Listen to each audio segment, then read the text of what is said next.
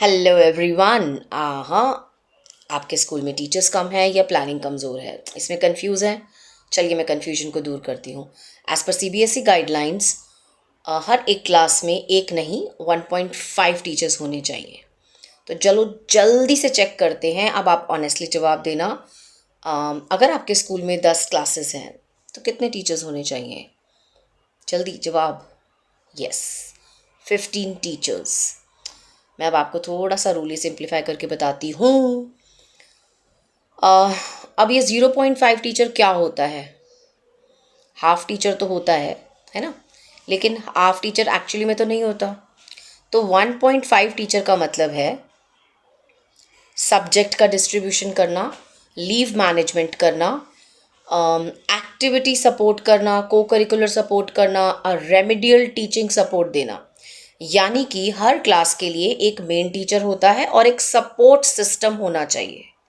ठीक है, अब मैं कुछ आपको प्रैक्टिकल एग्जांपल्स से समझाती हूँ। जैसे कि एक लीव सिचुएशन ले लेते हैं कि अगर क्लास टीचर एब्सेंट है तो क्या क्लास फ्री हो जाती है?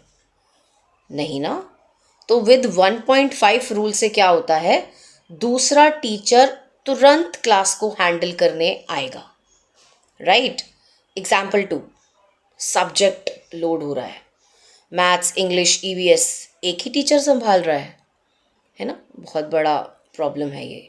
तो इससे टीचर्स को ओवरबर्डन हो रहा है। लेकिन विद 1.5 रूल क्या होगा, सब्जेक्ट एक्सपर्टीज बढ़ जाएगी और क्वालिटी ऑफ टीचिंग इम्प्रूव हो जाएगी। थर्ड एग्जाम्पल लेते हैं, स्टूडेंट को सपोर्ट देना, स्टूडेंट सपोर्ट। वीक स्टूडेंट्स को हेल्प चाहिए होती है और वो एक्स्ट्रा हेल्प होती है ना? तो अब इस 1.5 से क्या होगा, उनको टाइम मिलेगा टीचर्स को कि वो रिमेडियल क्लासेस दे सके, इंडिविजुअल अटेंशन पॉसिबल होगा। फोर्थ एग्जाम्पल लेते हैं, जहाँ पे एक्टिविटीज़ और इवेंट्स की बात अगर हम करें, एनुअल डे है, असेसमेंट रिपोर्ट्स हैं, पीटीएम्स हैं, सब कुछ स्मूथ हो जाएगा, कोई क्योटिक नहीं होगा। अगर आप 1.5 टीचर्स से चलते हैं तो आपको प्रॉपर प्लानिंग करने का सपोर्ट मिलेगा और उसको एग्जीक्यूट भी आप कर पाएंगे। राइट। तो अब आप जल्दी से मुझे बताइए कि क्या आपके स्कूल में ये सिस्टम फॉलो हो रहा है? यस या नो कमेंट में लिख के मुझे बताइए। सीबीएसई का जो ये रूल है ना, सिर्फ नंबर्स मेंटेन करने के लिए नहीं है, ये क्वालिटी एजुकेशन के लिए है।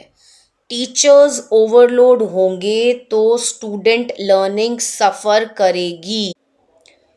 स्कूल ग्रो करना है तो बिल्डिंग नहीं, सिस्टम स्ट्रॉन्ग बनाइए।